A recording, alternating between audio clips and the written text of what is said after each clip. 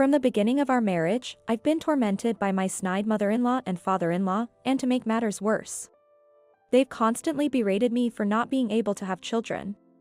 To add insult to injury, even my husband, who was supposed to support me, said to me, "My sister-in-law is young and beautiful, and unlike you. She's had kids right away." I'm honestly jealous of my brother. Moreover, my mother-in-law accused me of being infertile because I was having an affair and claimed she had caught me on a hidden camera as proof of my so-called infidelity.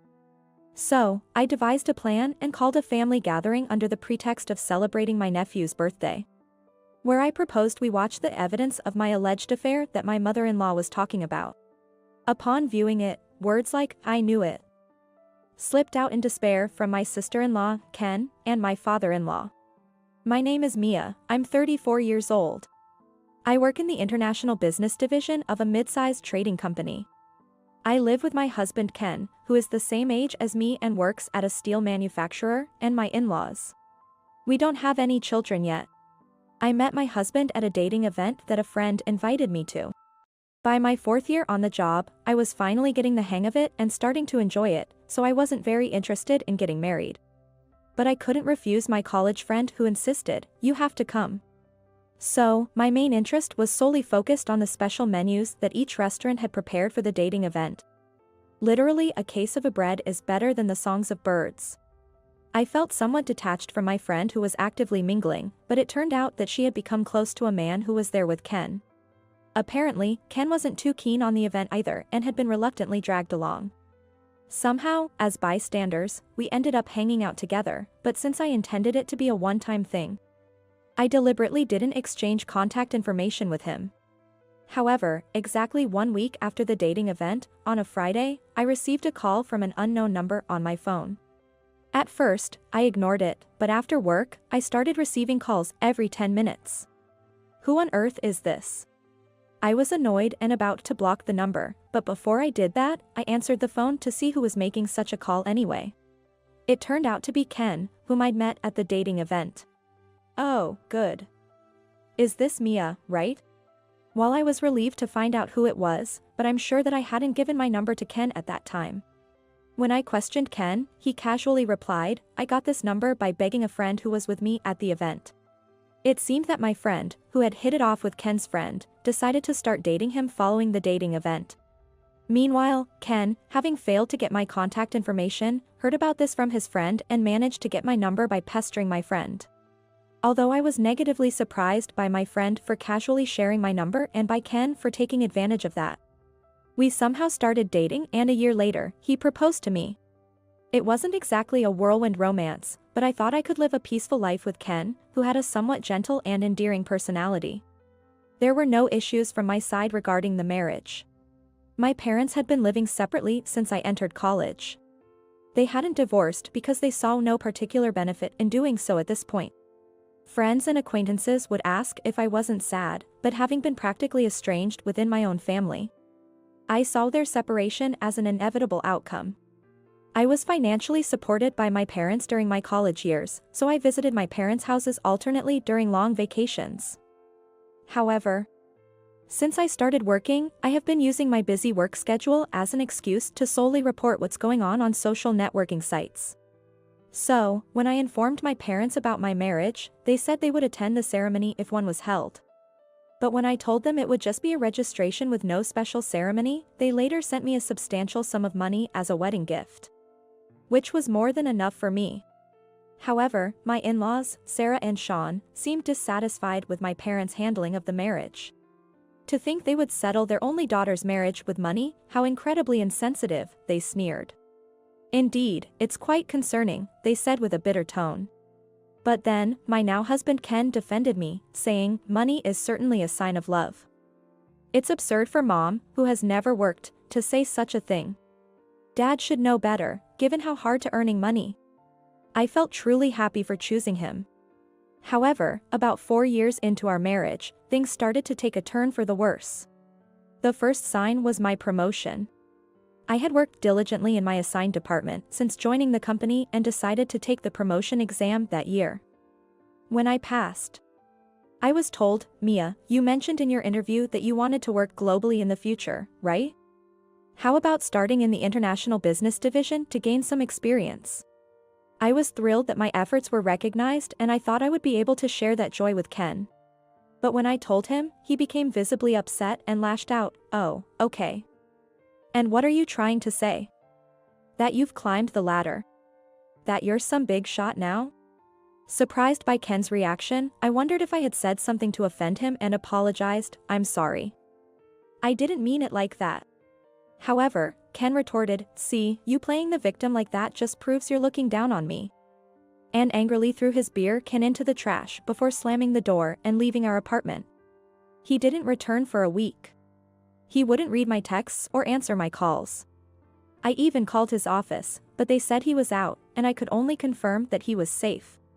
I considered waiting for him outside his office, but I didn't want to embarrass him. So, I decided to go to my in-laws' house to discuss the situation with them. I knew I'd be blamed, but I had no other choice. Despite the sudden visit, I was surprised at how smoothly I was let in, but as soon as I stepped into the living room, I was frozen by Ken's tirade. "What do you want now? You've come all this way to mock me some more, is that it?" Of course, I immediately said that wasn't my intention and that I would apologize if I had caused any misunderstanding. But Ken was as unreceptive as ever. What's worse, my in-laws joined in blaming me. "Just because you both work, doesn't mean you get to act all snobby. Don't you know that's not how a wife should behave? This is exactly why we were against this marriage from such an insane family." Sarah started cursing me as loudly as Ken. From there, it was just an endless lecture about how I was to blame for hurting their son's ego, no matter what I said. Finally, they said, "Ken doesn't want to return to the apartment you two lived in. If you don't want a divorce, then move out of that apartment and come live here with us. We'll teach you how to be a proper wife." In hindsight, I wonder why I didn't just agree to a divorce right then and there.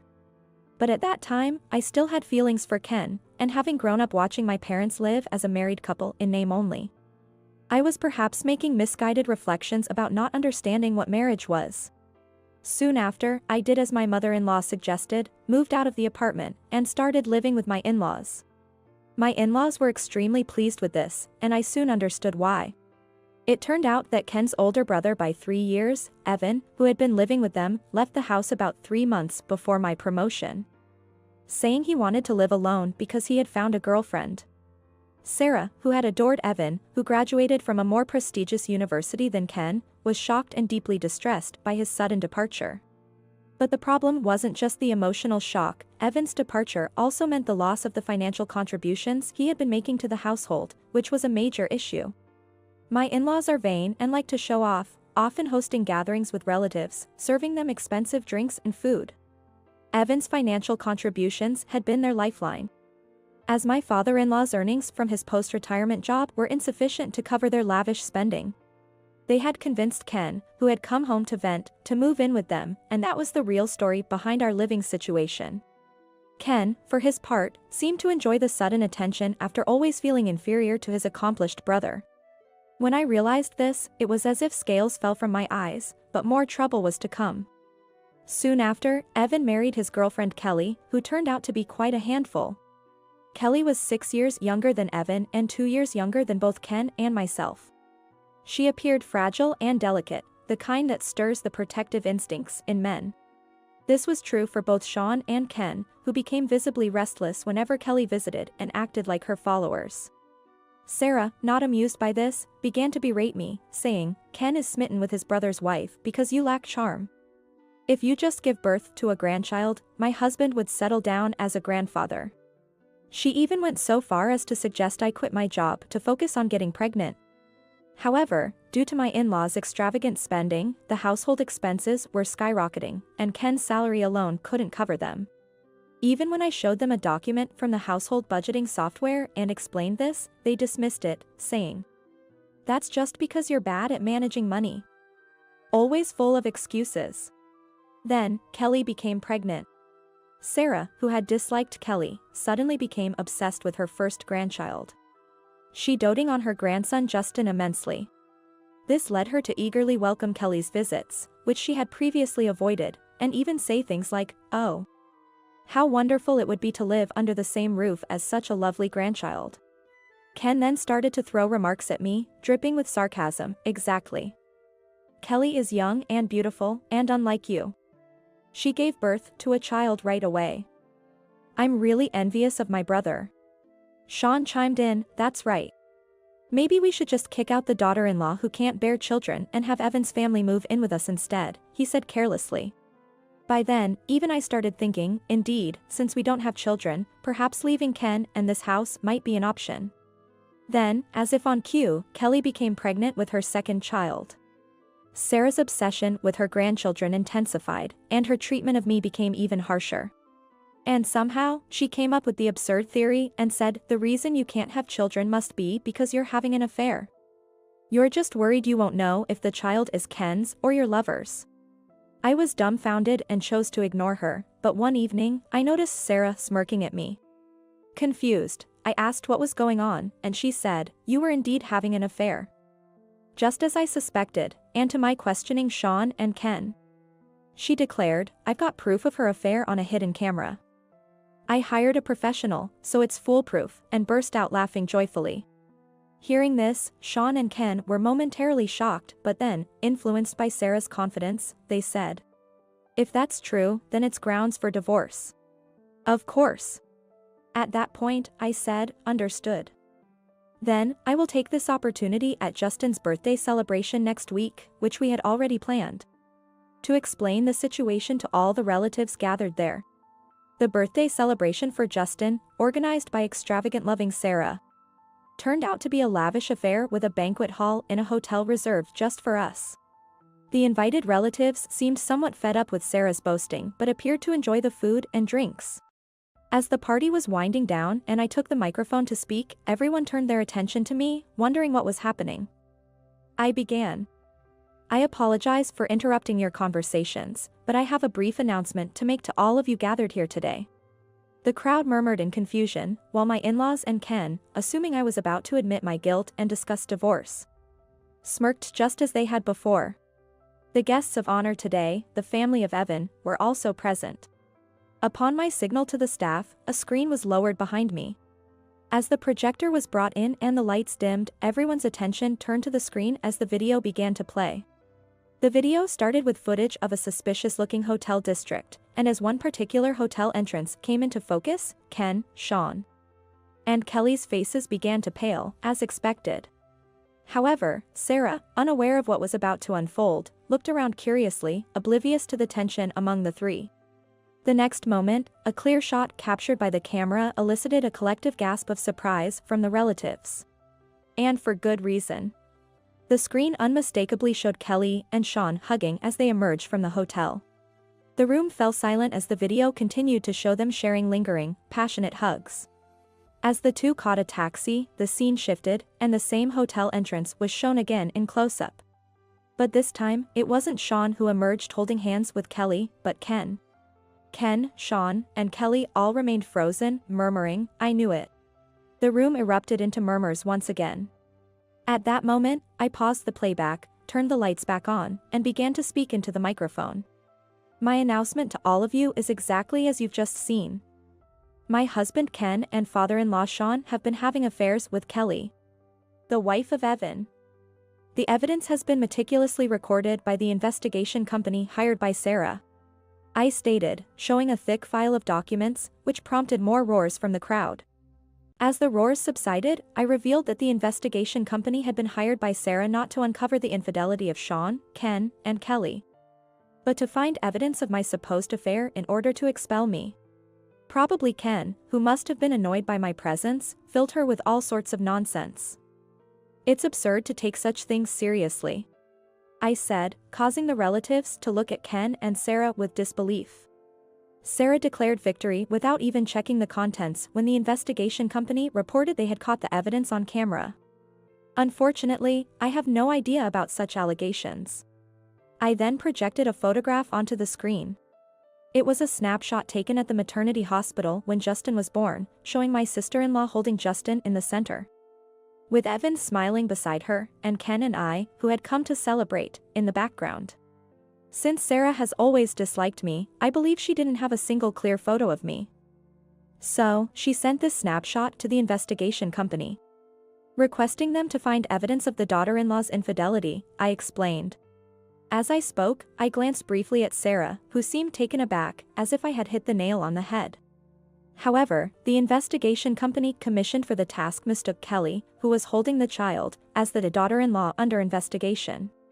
Upon starting their investigation, they unexpectedly captured Sean and Ken repeatedly visiting the hotel with Kelly. Believing Evan to be the husband under scrutiny, the investigators reported to Sarah that they had caught the evidence on camera. Sarah mistakenly believed this to be evidence of my alleged affair. When suddenly confronted with the existence of such evidence, I was initially surprised, but then something clicked in my mind. It was the name of the investigation company, which appeared on the statement of the credit card used by Sarah. In fact, Sarah, who is a spendthrift, made me get a family card for her to use for her own purchases, etc. Just in case the credit card in her name was not enough to cover the available credit card funds. Troubled by her making large purchases without consulting me, I had set up the card statement to be viewable in an app so I could preemptively check the monthly charges. So, I took a half day off the next day and went to the investigation company to explain the situation. I then commissioned a new investigation myself. The investigation company, realizing their mistake, eagerly accepted the task to make amends. They quickly provided the results, hence the evidence presented today. As the screen was removed and the lights brightened, Kelly, Sean, and Ken all had pale faces. I approached the great-aunt and uncle, whom my in-laws greatly respected, and requested I apologize for the inconvenience. But I prefer not to expose the children, especially Justin, to the following discussion. Could someone please take them to another room? The great-aunt and uncle immediately approached Kelly, took Justin, and handed him over to their own children. The other children were also led to another room by several women, leaving behind furious relatives, dazed Sarah, and a bewildered Evan. Only Kelly, Sean, and Ken remained, shrinking under the stern glares of the relatives. Then, Sarah, previously trembling, leaped towards Kelly, shouting, "What have you done? Betraying me and Evan with Sean and Ken." She lunged at Kelly. Several relatives rushed to stop her, but Kelly was already petrified. Sean and Ken were similarly frightened. However, I decided to deliver the final blow to them. Regrettably, given the circumstances, I will be divorcing Ken. I apologize for any inconvenience caused to everyone here. According to the investigation company, the improper relations between these three have been ongoing and not just recent. Reconciliation is impossible, I announced, then pretended to stumble, adding, after reviewing the investigation results, I've been tormented by the thought that Justin, and even the child Kelly is currently carrying, might belong to Sean or Ken. Then, the remaining women in the venue rushed over and rubbed my back and took my arms to support me, and said to the three of them, "What shameless people you are. You are all disgusting, poor you." They started cursing. The men looked on with disdain, surrounding the three with cold stares. Silenced by the disapproval, Sean and Ken could do nothing but stand there as the only sounds in the room were Sarah's ranting and Kelly's sobbing. The aftermath of me dropping the bomb that day spread far and wide. When Evan found out that his wife had been cheating on him with his brother and father, he was dazed for a while, but as he regained his senses, he began to seriously suspect the second doubt I had raised, that of cuckoldry. Cuckoldry? That's just a blatant lie from her. Both Justin and the baby in my womb are undeniably your children. Kelly pleaded desperately, but a suspicion once planted in the heart does not disappear with just a few words. Stealing a moment when Kelly was off guard, Evan used a paternity test kit he had ordered to check their father-child relationship. And the results turned out to be positive. However, even when confronted with the results, Kelly adamantly refused to admit to cuckoldry, frustrating Evan to the point where he contacted her parents.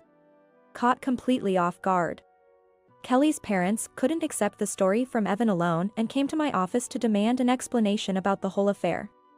Though I found it bothersome, I thought this is what I had to do eventually. So I took the next day off and went with Kelly's parents and the couple to the law firm I had hired.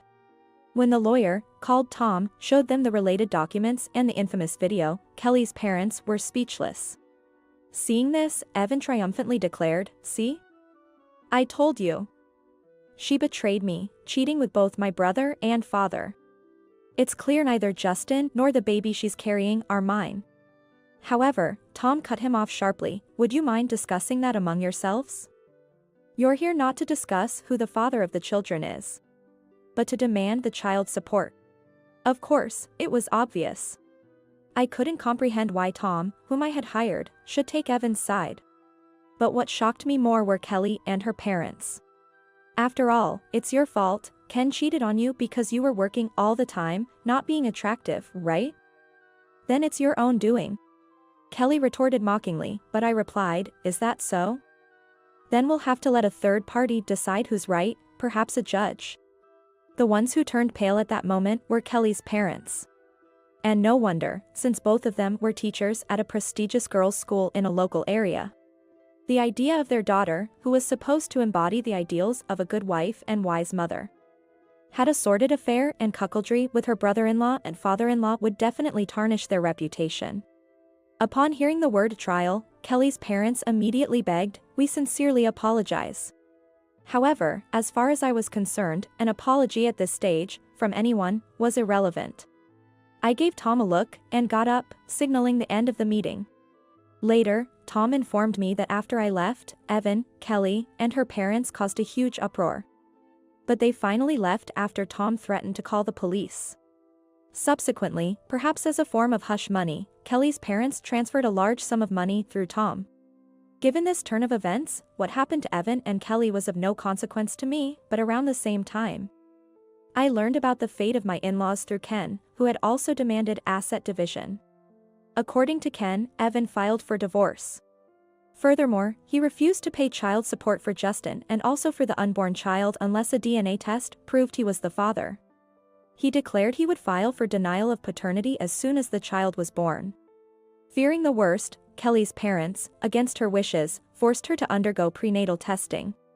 Turns out, the father of the unborn child was indeed not Evan but, astonishingly, Ken. Furthermore, the revelation that Justin's father was Sean made the situation beyond redemption. Upon learning this, Sarah, who had doted on Justin, was devastated to find out he was actually her husband's child, leading to a mental breakdown. She has aged rapidly and is now almost bedridden, with Sean care of her around the clock. He told his father-in-law, I won't look after you in your old age. Get Ken to take care of you. Unfortunately, most of Sean's retirement funds were spent on luxury brands and jewelry for Kelly to win her favor, leaving almost nothing behind. As a result, the offset against the inheritance meant Sean and Sarah, now abandoned by Evan, turned to Ken in desperation. Ken himself, already burdened with the asset division claims from me, was reportedly being pressured by Kelly, who had been divorced by Evan, with a demand to remarry her, insisting, now that it's come to this, you're going to take responsibility for both the unborn child and me. I'm sorry for everything that's happened. I apologize, so please give me another chance. I love you, Mia. He begged for forgiveness. But it was clear that what he wanted back was not my love, but my financial support and a wife to take care of his parents for free. Since I had no lingering feelings for Ken, I instructed Tom to convey my final decision and blocked all contact except for one social media platform. Eventually, the divorce was finalized. Despite some disputes, the asset division were paid in full in 2 installments. According to Tom, Kelly continued to live with my in-laws without being officially registered as part of the family, pretending to be Ken's wife. However, after the visiting relatives spread the word, the entire neighborhood began whispering about that shameless family, driving her to become a recluse at home. She neither helped with caring for Sarah nor took care of Justin and the newborn, leading to a report to Child Services by the kindergarten concerned about Justin's unkempt appearance. In the end, Kelly's parents took in the 2 children, but they disowned her, saying, "You are no longer our daughter, nor are we your parents. Never show your face to us again." With nowhere else to turn, Kelly came to rely on Ken for everything, just like my parents-in-law, and said, Ken's income alone now supports 4 adults, including his mother, who needs nursing care. Moreover, according to a colleague of Ken's who works at the same company, a relative who works at an affiliated company has exaggerated the story, making Ken the target of rumors as bad as the scumbag of the compilation video site.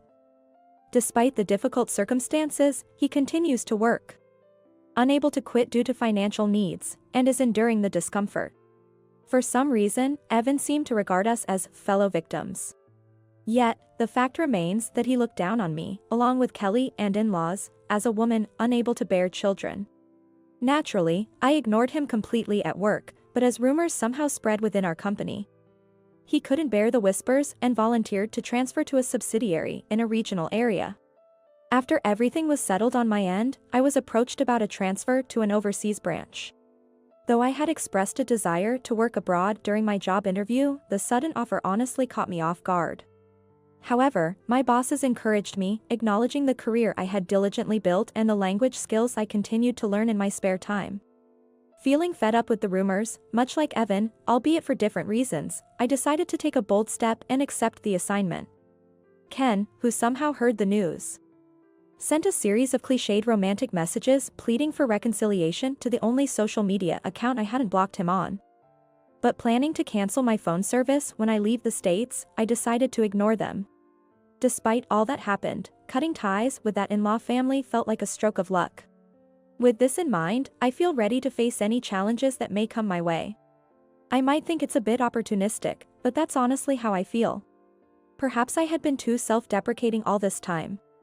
From now on, I plan to stay positive and give everything my best effort.